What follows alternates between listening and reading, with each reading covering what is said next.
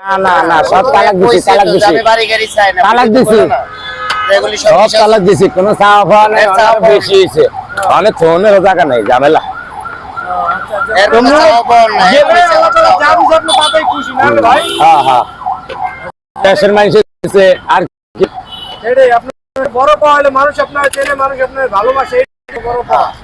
কারণ এত কষ্ট আপনি এই যে রোদের ভিতরে আপনি নিজ হাতে কাজ করেন, আমি সবসময় খেয়াল করি যে আপনি নিজ হাতে থালা বাসন ধোয়া পরিষ্কার করেন, এই যে রান্না করেন, আবার গোস্ত এই মিশান, কষ্ট দেখিয়ে তো প্রবাসীরা এর অন্য চোখে দেখে সবাই। তাই না? প্রত্যেকটা ভিডিও কাটতে কাটতে প্রবাসীরা সারা এর ভিডিওগুলি, প্রত্যেকটা ভিডিও রিপ্লেস করে। প্রবাসীরা কিন্তু অনেক ভালো দলে থাকে। কষ্ট যে করলে পরে সফলতা অর্জন করা যায়, মিজান ভাই তার প্রমাণ। লোক দিয়া এটা কাম মিজান হয় ভাই না। একটু ভুল করছে, ওই যে প্রবাসী একটা বাচ্চা তাও এটা- জায়গার দাম বেশি বিধায় মারি দিতে দেয় না, এই কথাটা কিন্তু মিজান ভাই বলে না, কিন্তু বলার তার দরকার ছিল।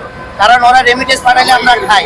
আমি এই জন্য আগের ভিডিওতে বলছিলাম যে আরো দুইটা, এই আগের ভিডিওতে বলছিলাম যে প্রবাসীদের জন্য দুইটা আইন করতে, একটা হলো বাসা বাড়ির নিরাপত্তা, আর একটা হলো বাইরের নিরাপত্তা। ওরা যেভাবে যাক, ওরা তো নমিনেশন মানে ওরা তো Remittance পাঠায়, দাও। remittance তো, remittance তো Remittance বাংলাদেশে দাও। পাঠায়, জি। কিন্তু জায়গার দাম বেশি, ওদের বাচ্চা মারি দিতে দেয় না। ঠিক আছে, সরকার কোনো পদক্ষেপ নিছে? দেয় নাই। নেয় নাই। আমার মিজান ভাই কারণ কিন্তু এই ব্যাপার নিয়ে জেনে- কোনো কিছু কয় না, কিন্তু বলার ছিল তার। আশা করি বলবে সে, কারণ সরকার লাগালাগ জায়গার দাম বেশি, ও বাচ্চাটাকে 3 ঘন্টা উপরে রাখছে। তাহলে যে বাপটা প্রবাসে আছে তার মনটা কি কইছে বলে